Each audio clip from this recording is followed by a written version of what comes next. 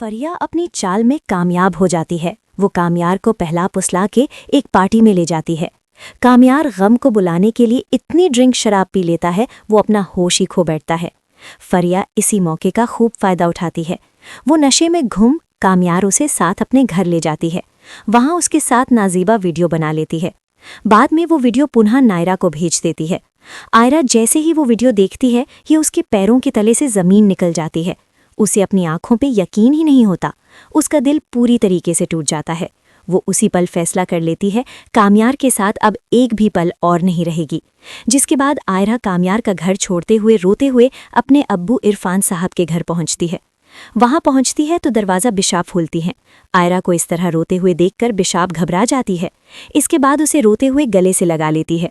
शोर सुनकर इरफान साहब भी वहां पर आ जाते हैं और आयरा रोती हुई बताती है, अब्बू कामयार ने मुझे धोखा दिया है। असल में तो उसका चक्कर फरिया के साथ चल रहा है। मेरी लाडली बेटी की ये हालत देखकर इरफान साहब का दिल पिघल जाता है।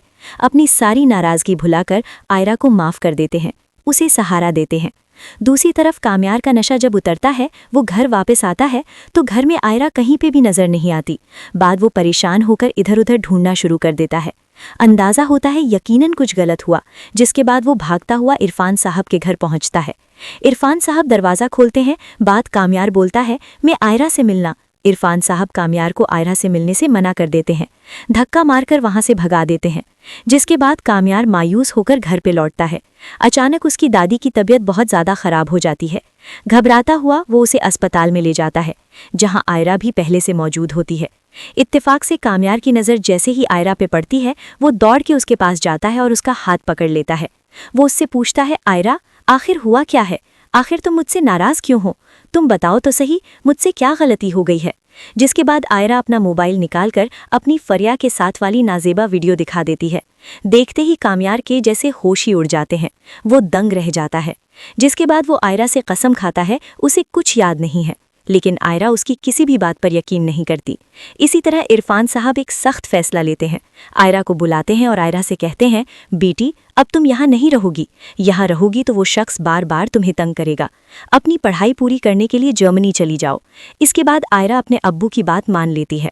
इसके बाद इरफान साहब आयरा का पूरा टिकट बुक करवा देते हैं।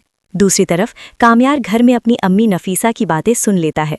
नफीसा फ़ोन पे फरिया से हंसते हुए कह रही होती है, तुमने बहुत अच्छा किया जो वो वीडियो बनाई, वो हमारे लिए खुशी की बात है। आयरा अब हमेशा के लिए कामयार की ज़िंदगी से निकल गई है। तुम देखना, अब मैं बहुत जल्द तुम्हारी और कामयार की शादी करवा दूंगी। अपनी माँ की इतनी घटिया साजिश सुनकर कामयार का जैसे खून ही खौल उठता है। आग बबूला होकर सीधा फरिया के घर पहुँचता है। जैसे ही वो फरिया के मुंह पर एक जोरदार तमाचा मारता है, वो फरिया को बालों से पकड़ता हुआ घसीटता हुआ गाड़ी में बिठाता है, जिससे वो आयरा के सामने सच बुलवा सके।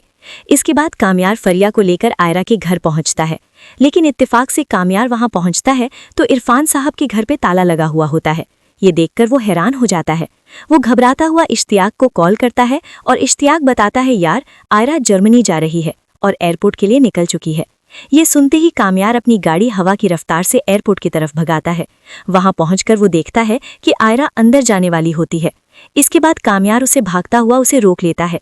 इसके बाद वो फरिया को आयरा के सामने खड़ा करता है, रोते हुए उससे माफ़ी मांगता है। फरिया भी रोते हुए आयरा के सामने अपना जुर्म कबूल कर लेती है।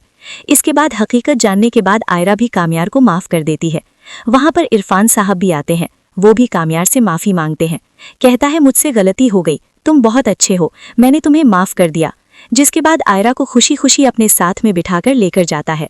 इसके बाद गाड़ी में आयरा की तबीयत अचानक काफ़ी ख़राब हो जाती है, उसे उल्टियाँ लगती हैं। तो दोस्तों, आपको क्या लगता है, आयरा माँ बनने वाली है? घर पहुंचकर कामयार अपनी अम्मी नफीसा को इस बात की क्या सज़ा देने वाला है? जानने के लिए